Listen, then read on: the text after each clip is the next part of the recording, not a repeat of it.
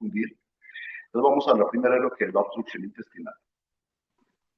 Entonces, ¿cómo se define una obstrucción intestinal? La obstrucción intestinal es una interrupción del paso normal del contenido intestinal secundaria a una causa mecánica, importante, a una causa mecánica, una obstrucción dentro de la vía del intestino y una obstrucción extrínseca fuera del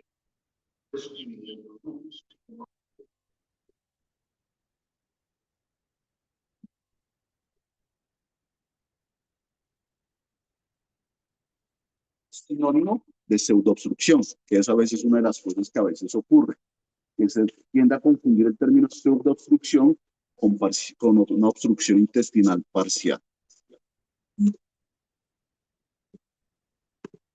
Segundo, ilio, que se llama ilio. El ilio ya es un compromiso funcional, a diferencia de lo que habíamos dicho, que era una obstrucción intestinal, que es secundaria a una causa mecánica.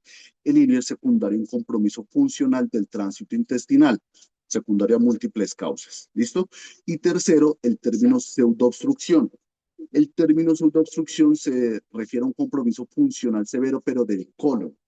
No se refiere a un compromiso del intestino delgado ni de ahí para arriba. Entonces, más que todo, el término pseudoobstrucción hace referencia a unas patologías muy específicas del colon o específicamente a una disfunción de la funcionalidad del colon o del intestino grueso. Entonces, para unificar estos conceptos, ¿qué vamos a llamar entonces obstrucción intestinal? Una interrupción del paso del contenido intestinal secundaria a una causa mecánica. ¿Hay una causa mecánica? Sí. En el ilio hay una parálisis funcional. Causas pueden ser secundarias múltiples, infecciones, reflejo a medicamentos, alteraciones metabólicas, etcétera, pero no hay una causa mecánica que lo esté generando. Y la pseudoobstrucción, muy similar al ilio, pero se refiere a un compromiso funcional exclusivamente del intestino grueso. ¿Listo? Bueno, esto es lo que acabamos de decir nuevamente. ¿Cómo es la fisiopatología entonces de la obstrucción intestinal? Entonces, cuando hablamos de obstrucción intestinal, hay una acumulación normalmente del líquido, del gas, lo que genera una distensión de las heces intestinales.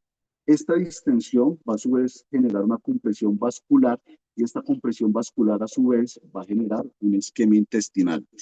Esta isquemia intestinal va a llevar a una pérdida de la barrera mucosa que va a permitir una translocación bacteriana y de ahí eso va a llevar al desequilibrio hidroelectrolítico y a la diseminación bacteriana que se da después por la pérdida de esta barrera mucosa que se da en las paredes del intestino. ¿Cuáles son las manifestaciones clínicas? Entonces, los principales síntomas son el dolor abdominal, que se asocia a distensión abdominal, las náuseas, el vómito, fiebre, anorexia e importante. La obstrucción intestinal al principio, por un reflejo que se genera a nivel del intestino, inicialmente va a estar acompañada de diarrea y después se va a acompañar de una ausencia de deposiciones. Entonces, nuevamente, ¿cómo es el dolor? Es un dolor tipo cólico, es decir, un dolor intermitente en la cual el movimiento del intestino, importante, el cólico es un dolor en el que el movimiento del intestino va a intentar vencer esa obstrucción, por eso el dolor es tipo cólico, porque es el intestino moviéndose contra esa obstrucción, intentando vencerla, al cansarse, para, entonces el dolor también para un momento, náuseas, vómito, distensión abdominal, inicialmente diarrea, como les digo, y después la ausencia de posiciones. Entonces, como les decía, el dolor tipo cólico por el peristaltismo intentando vencer la resistencia que se está produciendo.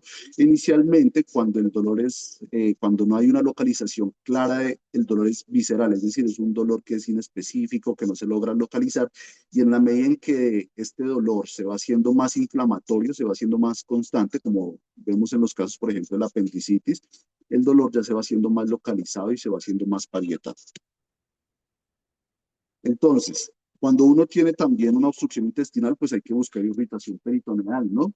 ¿Cuáles son los signos de irritación peritoneal que uno quisiera encontrar en un paciente con obstrucción intestinal pensando que ya hay una complicación asociada a la obstrucción intestinal? Dolor generalizado, que hay una hipersensibilidad a la a la movilización del abdomen, dolor con la movilización de la pelvis y el tórax. El paciente se sostiene el abdomen por el dolor que le genera el movimiento del abdomen y la respiración. El paciente hace unas respiraciones superficiales porque mover el abdomen le duele demasiado. Hay una contracción muscular de la pared abdominal. Recordemos que los niños menores, como siempre les he dicho, menores de 5 años no hacen abdomen en tabla por la pobre masa muscular que tienen. Hay una defensa abdominal. Recuerden que nosotros como médicos que vemos niños siempre tenemos que lograr evaluar si es voluntario o involuntario, es decir, no podemos decir que es una defensa voluntaria. Nosotros tenemos que tener la capacidad de distraer al niño para determinar si es una defensa voluntaria o involuntaria y que haya dolor con la percusión, que sería el equivalente a lo que sería el signo de Bloomberg. Entonces, ¿cuáles son los diagnósticos diferenciales cuando nos llega un paciente con obstrucción intestinal? Entonces, la primera pregunta que uno tiene que hacerse cuando un paciente tiene una clínica de obstrucción intestinal es si el paciente tiene un antecedente quirúrgico. Esa es la primera pregunta que uno tiene que hacerse cuando el paciente llega con esta clínica. Si la tiene, uno lo que tiene que sospechar es que hay una obstrucción intestinal por bridas y si no, pues evaluar según la edad del paciente. Entonces, paciente con obstrucción intestinal, antecedente quirúrgico, obstrucción por vías, no, otras causas. Entonces, si tiene antecedentes de obstrucción intestinal, no tiene, ¿cuáles son los factores de riesgo que llevan a que un paciente tenga, o bueno, cuáles son las principales causas, hablando un poco de epidemiología? Las principales causas de obstrucción intestinal en pediatría son las adherencias, es decir, 60 al 75%, en menor medida, neoplasias, 13 al 20%, esto también se ve en adultos, hernias y también me faltó poner acá la apendicitis aguda, es una causa también frecuente de obstrucción intestinal. Y ya otras causas un poco menos frecuentes, enfermedad inflamatoria intestinal, bóbulo, invaginación intestinal y cuerpos extraños.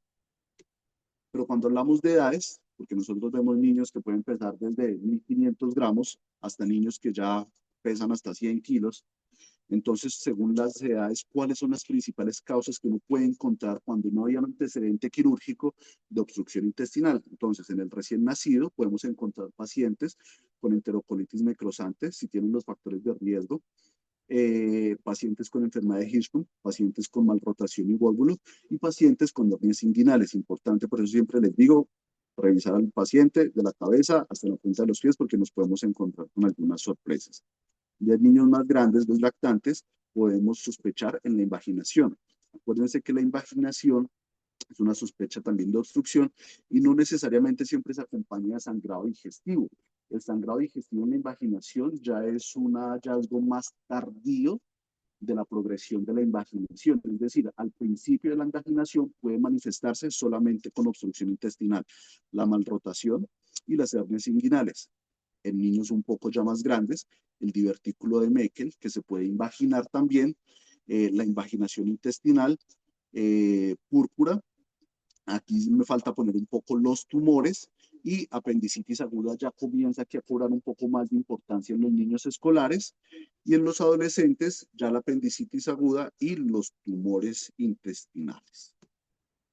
Entonces, en cuanto a factores de riesgo para obstrucción intestinal por bridas, es importante que tengan en cuenta que si un paciente tiene un antecedente quirúrgico, hay más riesgo de que tenga obstrucción intestinal por bridas si el paciente tuvo una cirugía abierta en comparación a si tuvo una cirugía por laparoscopia. Es por eso que nosotros los cirujanos cada vez tenemos más la tendencia a hacer cirugía por laparoscopia en comparación a hacer cirugía abierta.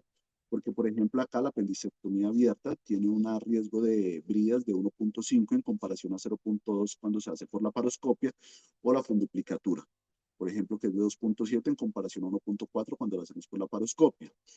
¿Qué factores de riesgo ya son intrínsecos del paciente que aumentan el riesgo de que haya obstrucción por bridas, edades menores de 1 año o patologías que tengan antecedentes, patologías como malrotación, gastrosquisis o enterocolitis necrosante? Es decir, pacientes que han tenido estos antecedentes, importantes también sospechar que tengan una obstrucción intestinal por bridas.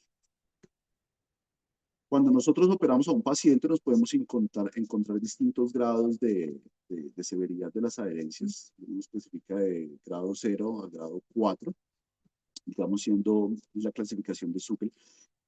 siendo la más grave la 4, en la que son esas adherencias que son las más difíciles. Y estos pacientes, entre más grado tengan de adherencias, más riesgo de recurrencia y de complicaciones a corto plazo tienen, y de que la cirugía, por ejemplo, tenga más riesgo de perforación de víscera hueca, entre otras cosas. Como les decía, pues las técnicas quirúrgicas de la laparoscopia y la cirugía robótica han disminuido el riesgo de obstrucción por bridas, y algunas barreras que pues todavía están en prueba, como la carboximetilcelulosa, reducen el riesgo de bridas postquirúrgicas.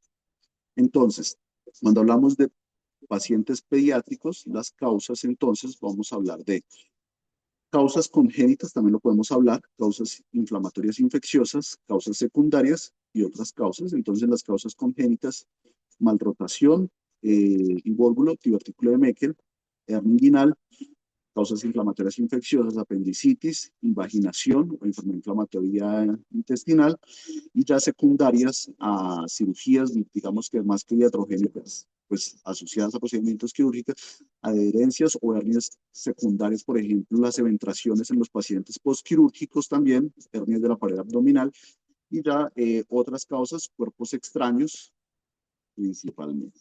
Entonces, ¿cómo interpretar las imágenes? ¿Qué imágenes pedirle a un paciente que nos llegó inicialmente con una clínica de obstrucción intestinal?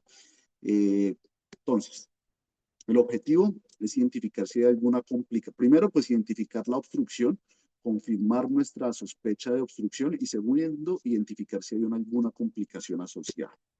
Entonces, ¿qué complicaciones queremos buscar? Básicamente tres. Si hay una isquemia intestinal, si hay una perforación, y si asociada a esta perforación ya hay una sepsis de origen abdominal. Entonces, las preguntas claves también es definir si con estas imágenes podemos definir a qué nivel está la obstrucción, cuál es la causa de la obstrucción, y si hay una obstrucción severa o complicada. También son las otras preguntas que nos tenemos que hacer cuando pidamos las imágenes. Entonces, esta imagen yo la muestro cuando les hablo de dolor abdominal y apendicitis, porque siempre, digamos, es clave recordar que la obstrucción intestinal pues acompañar de vómito, que normalmente es inicialmente verde, que después se va a acompañar, inicialmente es alimentario, después va a progresar a que ya es verde, bilioso, que ya después va a ser de contenido eh, fecaloide, y ya después se acompaña de distensión abdominal, inicialmente diarrea, posterior ausencia de posiciones y flatos. En los bebés muy pequeños también se acompaña de ictericia y el dolor abdominal. Y hay una regla de tres que a mí me ha servido mucho y que siempre les digo, les he repetido muchas veces, creo que ya en todas las charlas que le doy, y es la regla de los tres para ustedes tratar de identificar cuándo es una radiografía de ilio y cuándo es una radiografía de obstrucción intestinal, porque a veces se pueden parecer, y es la regla de los tres. ¿Y qué es la regla de los tres? Pues cuando ustedes dan una radiografía de abdomen, ustedes le miren la pared del intestino, tenga más de 3 milímetros de grosor, que tenga niveles de más de 3 centímetros de alto, y que tenga más de 3 niveles escalonados. Sí, eso nos va a ayudar a decir, mire, esto es una causa mecánica, es decir, ya sabemos que entre ilio, pseudoobstrucción y obstrucción intestinal, la única que tiene una causa mecánica es la obstrucción intestinal. ¿Sí? Y pues otros hallazgos un poco ya menos específicos, que haya una distensión proximal de las asas y que haya una ausencia de gas distal. El examen de entrada siempre, la radiografía simple de abdomen, es fácil, rápida, de bajo costo, se puede encontrar fácilmente casi en todos los puestos de salud. Ventajas son esas, y nos ayuda también a diferenciar a veces si hay una dilatación del intestino grueso, del intestino grueso, del intestino delgado, y también nos ayuda a evaluar si ya hay una complicación de la isquemia que perfora necrosis y que llevó a perforación del intestino, como es el neumoperitoneo. Entonces, ustedes miran en su radiografía, evalúan si hay un signo de obstrucción y comienzan a evaluar si ya hay alguna complicación como neumoperitoneo que nos está diciendo que ya hay una perforación del intestino.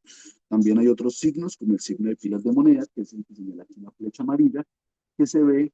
Esto es sugestivo de una obstrucción intestinal, es decir, que hay una causa mecánica que está generando los síntomas del paciente. Limitaciones, pues a veces puede ser muy inespecífico, no nos dice la causa realmente de la etiología, y no nos dice realmente si hay otro tipo de complicaciones como isquemia o si hay líquido libre en la cavidad. Del intestino delgado, entonces si ustedes ven que hay una dilatación de las asas delgadas, como por ejemplo se ven acá, a uno le sugiere que hay una obstrucción mecánica del intestino si hay una dilatación de 2.5 o más de 3 centímetros y si hay ausencia de gas en el colon y múltiples niveles hidroaéreos. Cuando es del intestino grueso, hay una pérdida de las austras del intestino, hay ausencia de gas en el recto o puede haber un aumento de la materia fecal, como se ve acá, a nivel del colon proximal, proximal al sitio de obstrucción. Entonces, digamos que nos ayuda también a diferenciar un poco, pero de forma muy inespecífica, a qué nivel se encuentra esta obstrucción. Y esas son entonces unas imágenes que les traigo en las que podemos ver, por ejemplo, niveles hidroaéreos. Podemos ver aquí que están escalonados. Podemos ver aquí, por ejemplo, un signo de pilas de monedas. Y se puede ver, por ejemplo, si midiéramos, yo creo que aquí podría medir más de 3 centímetros. Entonces podríamos decir, miren, si estamos ante una placa que puede sugerir una obstrucción intestinal mecánica.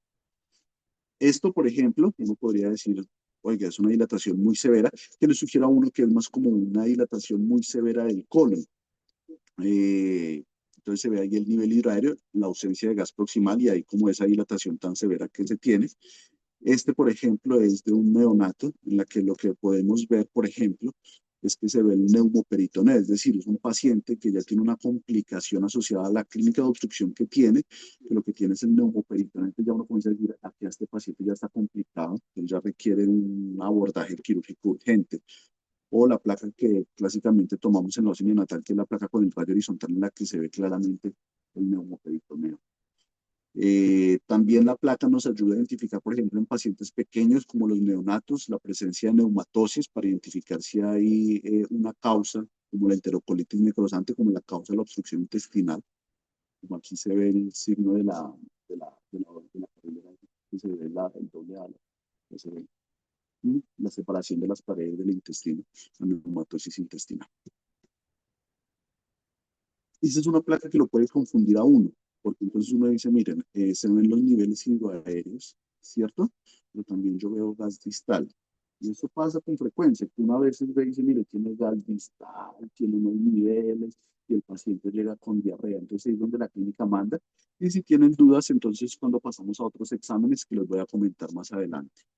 Pero entonces ustedes hacen el control radiológico y dicen, mire, esos niveles cada vez están más grandes, las asas proximales cada vez están más dilatadas y el paciente sigue evolucionando así. Entonces el seguimiento radiológico con la radiografía de abdomen simple también nos sirve para ver si nos estamos enfrentando a una radiografía de ilio, como parece inicialmente, que a veces se ven pacientes con diarrea, a una radiografía que ya progresó hacia una radiografía más clara de una obstrucción intestinal, en la que vemos que ya hay edema de las paredes del intestino, como por ejemplo se ve acá, ya hay niveles un poco más escalonados y si medimos acá ya son haces de más de 3 centímetros de niveles de alto.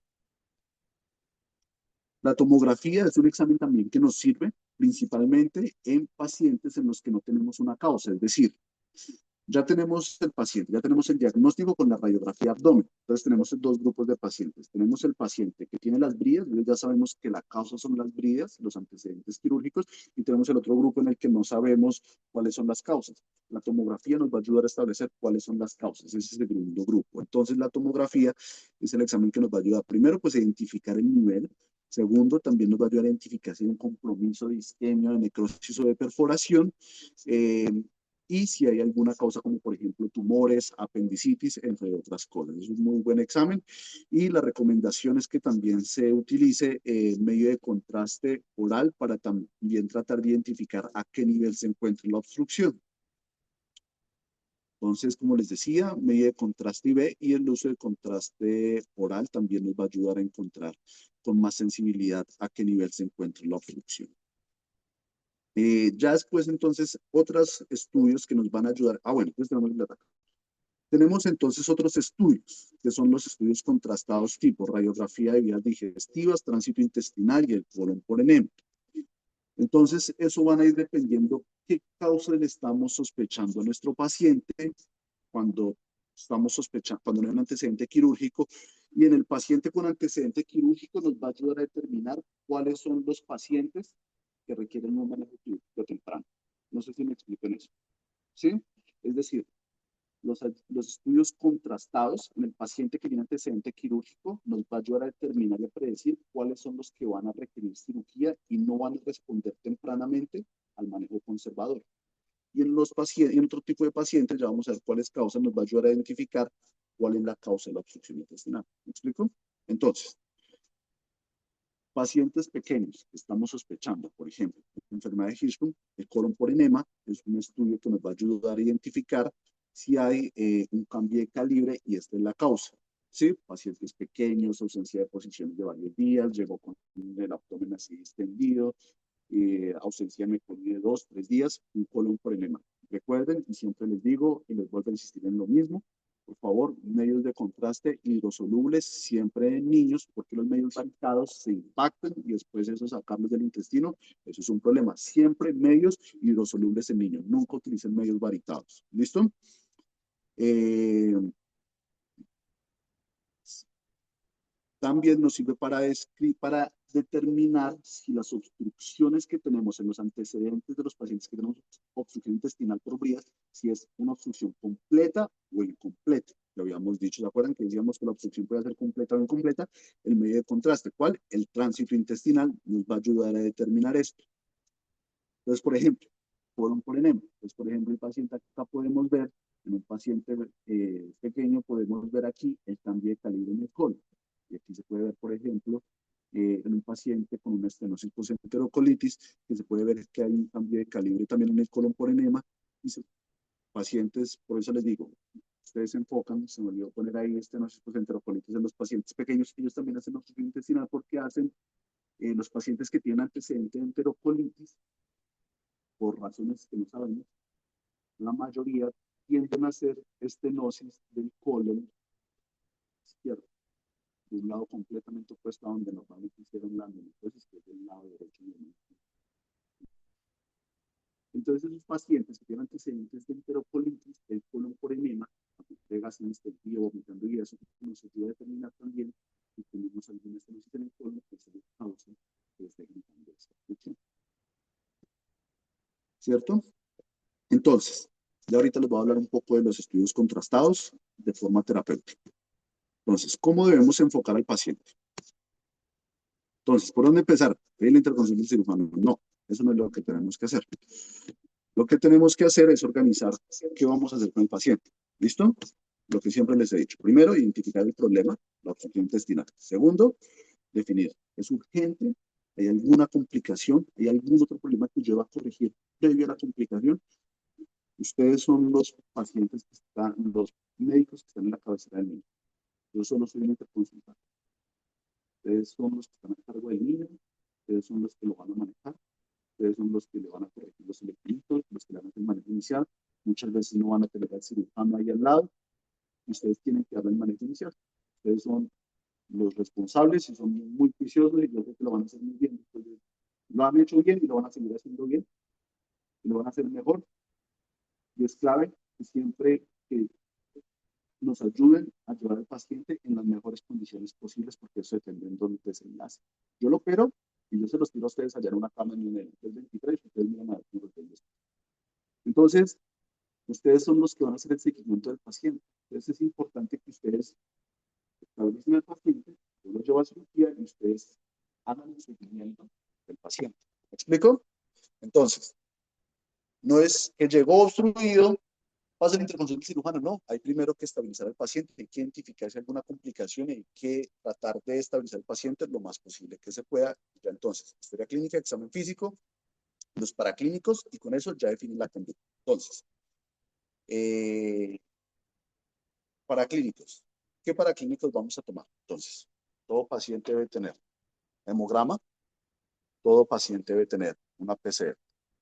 Esto nos va a ayudar a determinar no solo la gravedad en la que está la respuesta inflamatoria del paciente, sino hacer el seguimiento después de la cirugía y la respuesta al tratamiento. ¿Sí? Si yo tengo un paciente que yo operé, que ustedes me pasaron la interconsulta, que tenía 15.000 leucocitos y lo operé, después ustedes, después de que lo operé el paciente, ustedes ven que no va bien y le toman un hemograma y ven 30.000 leucocitos, hay algo que no va bien. Por eso es importante tener siempre esos marcadores inflamatorios de entrada. O la PCR, ¿sí? También, eso nos va a ayudar a ver cómo va la evolución del paciente. Viene mejorando, viene transiciendo. Segundo, electrolitos. Estos pacientes tienden a hacer muchos desórdenes de electrolitos y es importante porque asociado a esto también sigue el paciente obstruido o está haciendo un hilio asociado al procedimiento quirúrgico o hay algo que falta corregir. Tercero. Cuarto, gases arteriales con lactato sérico. El lactato nos va a ayudar a determinar si hay un compromiso de la perfusión del intestino. Un lactato por encima de 2 nos dice, mira, ya hay un compromiso de la perfusión del intestino. Entonces, gases arteriales con lactato y lo que vemos. Entonces, esos 4 estudios no se les pueden olvidar. Y pidan de función renal, porque probablemente algunos de estos pacientes van a terminar también en tomografía abdomen contrastada. Y tratar de identificar si el paciente tiene alguna complicación, es decir, ¿tiene mi paciente signos de irritación peritoneal que requieran una intervención quirúrgica urgente? ¿Cierto? Entonces, evaluar si hay signos de peritonitis y los laboratorios, como les había dicho. Hidratar al paciente, corregirle el desorden electrolítico, ponerle todos sus medicamentos. Entonces, hemograma completo, detectar leucocitosis, hemograma, PCR, el panel metabólico, gases arteriales y el lactato C. Muy bien. Ya cogieron, estabilizaron al paciente, radiografía de abdomen y entonces, ya lo hidrataron. ¿Qué le van a hacer? Ponerle una sonda. ¿Para qué? Ayudar a descomprimir el intestino. Ese es el segundo paso que tienen que hacer. Tercero, antibióticos, manejo para el dolor y manejo para la fiebre si el paciente lo tiene. ¿Listo? ¿Qué antibióticos vamos a usar? Acuérdense que en el intestino nos podemos encontrar de todo. Entonces, lo que hemos definido ayer hablando con la infectóloga es que vamos a comenzar a usar de pronto, vamos a cambiar el esquema de antibióticos, lo vamos a comenzar a usar, por ejemplo, para las apendicitis, cefuroxime, metronidazol. Entonces, ya vamos a cambiar, vamos a usar acá en la clínica cefuroxime, metronidazol para apendicitis. Un paciente, cefazolina, metronidazol también puede ser. ¿Qué queremos cubrir? Lo que queremos cubrir son gram negativos y anaerobios. Pues el metronidazol nos va a ayudar con los gram negativos, con los anaerobios, perdón, y los cefalosporinas nos van a ayudar con los gram negativos. ¿Listo? Y definir qué otra imagen, además de la radiografía de abdomen, requiere el paciente. Si el paciente tiene un antecedente, no tiene antecedentes quirúrgicos, entonces, en primera instancia, la ecografía. La ecografía nos va a ayudar a identificar qué causas, si hay alguna apendicitis, si hay alguna invaginación intestinal, por ejemplo, ¿cierto? Y ya, si estamos sospechando, por ejemplo, tumores o masas, por ejemplo, podemos comenzar a pensar en tomografías. O si tenemos un paciente con antecedentes quirúrgicos, entonces comenzamos a pensar ya en estudios contrastados. Si el paciente tiene sospecha de obstrucción por bridas, los medios, el contraste hidrosoluble nos va a ayudar a, primero, medida terapéutica, en algunos pacientes ayuda a desobstruirlos y a restablecer el tránsito, y a definir cuáles vamos a operar. Entonces, reposo intestinal, sonda nasogástrica, líquidos y electrolitos, y definir a cuáles les vamos a poner medio soluble que tengan antecedentes quirúrgicos. ¿Listo? Eso es principalmente para los pacientes que tienen antecedentes quirúrgicos. De los pacientes con antecedente quirúrgico, es decir, en los que estamos sospechando que tienen antecedente quirúrgico por bridas, ¿cuáles vamos a definir? ¿Cuáles les vamos a dar un manejo conservador? Entonces, primero, después de que hicimos ya el manejo inicial, eh, los que no tengan irritación peritoneal, que en la radiografía de abdomen no tengan neumoperitoneo, ¿sí? Que no estén sépticos del abdomen, esos pacientes son candidatos para manejo conservador, es decir, un manejo no quirúrgico. Y la mayoría, si se les hace un buen manejo inicial, van a tener del 70 al 90% una eficacia. Y podemos tener un periodo de espera de hasta 72 horas, que es seguro y apropiado, ¿sí? En el que podemos observar al paciente sin tampoco sufrir de que va a ocurrir alguna complicación. Ya más de 72 horas, si vemos que pasaron 72 horas y el paciente no responde, ya ahí sí comenzamos a pensar en una alternativa. ¿Listo?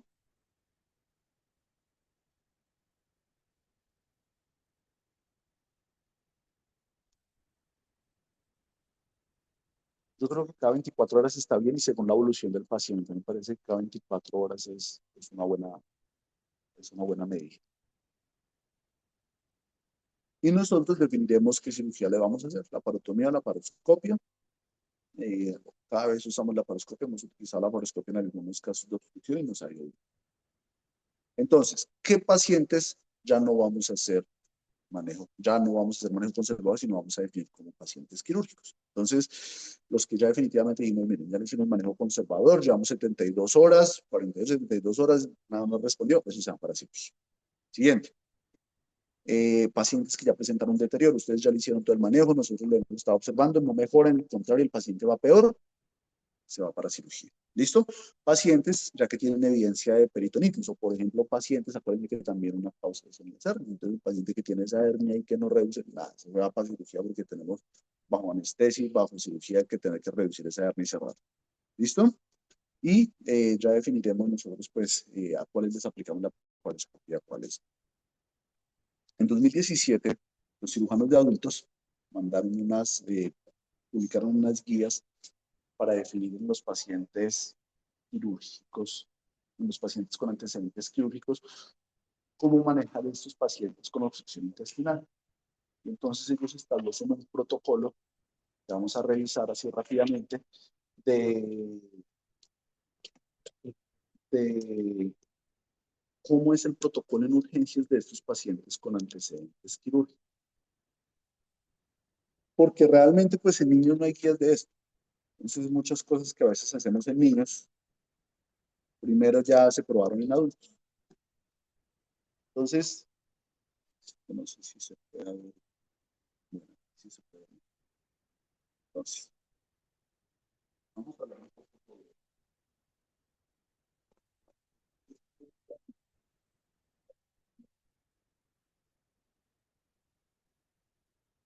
entonces,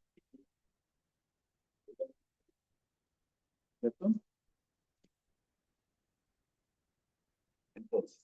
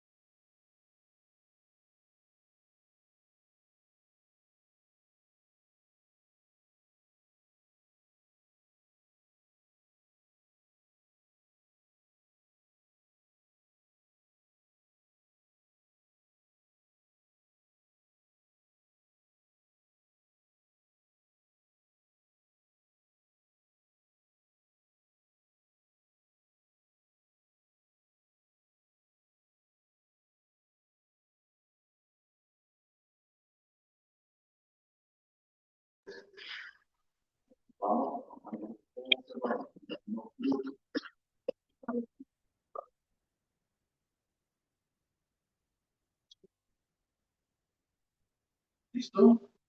Y hacemos una radiografía control a las 24, 36 horas y vemos si avanzó el medio de contraste. ¿Avanzó el medio de contraste después de 24 horas? Sí, consideramos que hay un paso del medio de contraste, no requiere manejo quirúrgico, el paciente ha respondido al manejo conservador, no requiere cirugía. No, no pasó el medio de contraste después de 24 horas en la luz del intestino. ¿Qué pasa? Se va para cirugía. Más o menos ese es el protocolo en pacientes con antecedentes quirúrgicos. ¿Listo? Listo. ¿Dudas, preguntas?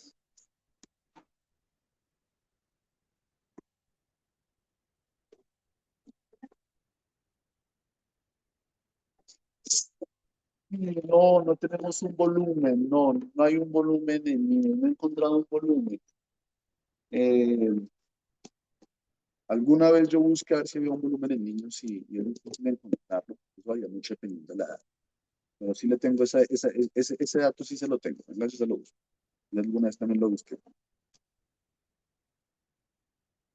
Porque pues el estómago de un neonato no produce el mismo volumen de un adolescente. Entonces, decirle 500 en un neonato, Dios mío, el niño se nos está desangrando por la barriga. ¿Sí? Entonces es muy variable. Digamos ¿qué le llama a uno, qué le dice a uno del drenaje? ¿Qué cosas en el drenaje le pueden decir a uno que son llamativos? El aspecto del drenaje. Es algo que de pronto no toque acá. El drenaje, el aclaramiento del drenaje es un signo de que el paciente va mejor. Si ustedes tienen una sonda nasogástrica y el drenaje va aclarando, ustedes tengan la tranquilidad de que el paciente va mejor. ¿Listo? Entonces, digamos, a veces no es solamente el volumen, sino las características del drenaje. Puede ser poquito, pero si es fecaloide, no va bien. Así sea poquito. Es más que el volumen, son las características del drenaje a veces.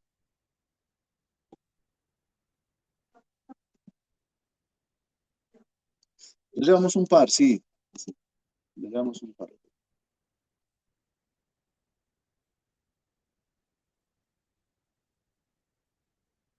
Este, sí, sí, sí, una hernia bien, se llama. Enterocolitis también.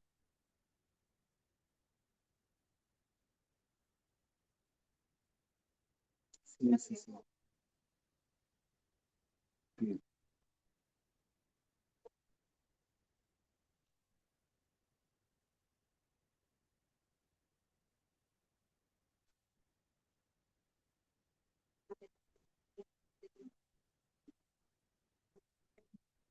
Cuando uno pide un examen, ustedes escuchan mucho de sus profes y de los especialistas que dicen, ustedes tienen que ir pensando qué le quieren pedir al rayólogo. Cuando tú le digas al doctor Ferreira, quiero que le haga esta ecografía, tú tienes que ir a decir, ¿qué quiero que me busque exactamente? Entonces tú le dices, doctor Ferreira, yo le pido esta ecografía y quiero que me mire si tiene apendicitis. Quiero que me busque si el paciente está invaginado. Tienes que decirle específicamente qué quieres tú que él busque, más que te diga al azar, mira qué encuentro. ¿Sí me entiendes? Entonces, tú ya sabes que si te llega un niño sin antecedentes quirúrgicos de 2 años, pues tú dices, una de las causas, antes de que comience a hacer su popó con sangrado digestivo, su sangrado digestivo, pues puede ser ¿sí? Una invaginación. Pues, no tiene sangrado digestivo, pero creo que puede estar imaginando porque es un dolor tipo cólico, tiene la edad, no ha hecho, pero puede ser la fase inicial. Quiero que le busque invaginación. Y ahí decimos, no, no tenemos el hallazgo, no, mucha interposición de gas. Ahí pasamos al segundo plano, que ¿cuál era? La tomografía. Es cómo se ayuda a identificar ahí ya la causa. Pero primero la ecografía. Ahora, a los niños chiquitos les da apendicitis, desde prematuros hasta... La apendicitis está transversal en todas las edades. Nos la encontramos en cualquiera. Entonces, yo creo que de pronto no fui tan enfático en eso. Pues yo creo que todo paciente obstruido sin antecedente quirúrgico, yo creo que lo primero siempre es buscar apendicitis. Emplastronan los niños, y sobre todo los menores de 5 años. Los menores de 5 años, yo creo que todos hemos visto que todos llegan complicados, todos, todos. Y está escrito, no se sientan culpables por eso, porque el 80-90% de los niños menores de 5 años llegan con apendicitis complicada. Y eso es clave que lo tengan claro para decirle a las familias, papás y eso. Porque van a decir, Andri, el niño consultó y lo mandaron para la casa. Señora, el diagnóstico de apendicitis en niños menores de 5 años es un arte, es difícil, no es tan fácil. Y el 80-90% de los niños menores de 5 años con apendicitis son complicados. O sea, ya tienen algún grado de perforación, de peritonitis. Entonces, estamos dentro de la estadística. No sufran por eso, pero sí es importante que busquen apendicitis en todas las edades y para eso es la ecografía. Yo digo con obstrucción, ¿para qué le pido ecografía? Estoy buscando apendicitis. Entonces, siempre que pidan un examen, aclaren al radiólogo qué es lo que están buscando. Bueno, El examen físico también siempre, claro. Me he encontrado un par de casos, el último fue en Foscal, que me lo interconsultaron y cuando uno se pone a mirar se encuentra una hernia inguinal. Busquen, búsquenle todo. Y acuérdense que entre más pequeño el niño, más riesgo de complicación, ¿verdad? Entonces, hernias inguinales también, examen. Y siempre les he dicho, cada vez que les hablo de dolor abdominal, les digo, mírenle la parte, porque y nos ha pasado, yo creo que los que están acá en urgencias, nos ha llegado el dolor abdominal, es una torsión testicular, nos ha llegado. Entonces siempre miren al niño, ustedes lo miran, yo no, yo solo llego a mirar barrigas y régimen. Pero ustedes sí, los ocultan. Y ella iba a operar un dolor abdominal y era una neumonía. Si no es porque Marcela dice, uy, sí, tiene ahí como un, y le encuentran. Por eso clave que ustedes que tienen un abordaje más integral, lo busquen siempre, todo de arriba abajo. Siempre. Es clave, súper clave en eso para que nosotros cuando lleguemos, en el momento que nosotros lleguemos a responder interconsulta, sea más eficiente todo y sea más rápido todo el proceso diagnóstico. Bueno, listo. Entre más gruesa, mejor. Ahora, tampoco le van a meter una 14 a un neonato. ¿Sí? ¿Sí? Pero más gruesa en relación al paciente. No hay una tabla para eso. No hay una tabla para eso. Realmente, desafortunadamente, muchas de esas cosas son al ojo. Exacto. Para un neonato, un 8. Mire, yo en Foscal operé una tresiodonal la semana pasada y le metí una 8 y yo siento que estaba casi que intubando al niño. Entonces, es variable. Pero ustedes miren a ver, digamos que en lo que yo a veces, por ejemplo, me baso, pero es algo muy personal, es que más o menos la sonda sea como el 50% de la nariz, más o menos. ¿Ves? Pero es algo muy personal, pero no, eso no está escrito en ninguna parte. Pero entre más gruesa, mejor. Porque si es un contenido fecaloide, si ustedes le pasan a un niño de 15 años una sonda 10, pues se va a obstruir con el contenido del tracto digestivo. Entonces, una sonda gruesa para que trate de no obstruirse. ¿Listo? Entonces, entre más gruesa la sonda, mejor.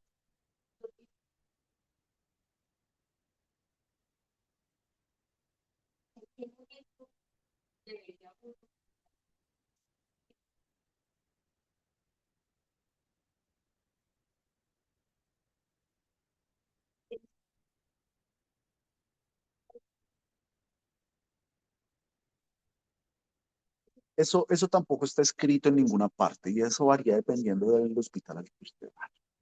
Entonces usted va a tal lado y en tal lado dice así. Yo qué les digo a modo personal,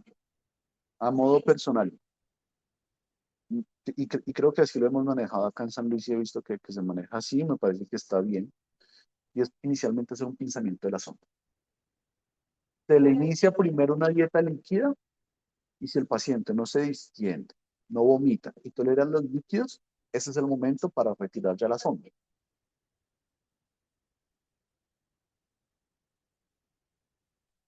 No, no hay un tiempo, digamos que todo es como muy como uno ve al paciente. No te puedo decir como a las 24 horas ya el paciente. No, digamos que no hay un tiempo. Yo normalmente digo si en 6 horas, o sea, uno en 6 horas uno espera que el paciente si sigue obstruido, otra vez esté así barrigón, no esté vomitando. Creo que 6 horas es un tiempo que uno esperaría. Creo que tampoco dejarle ahí 48 horas me parece como ya demasiado.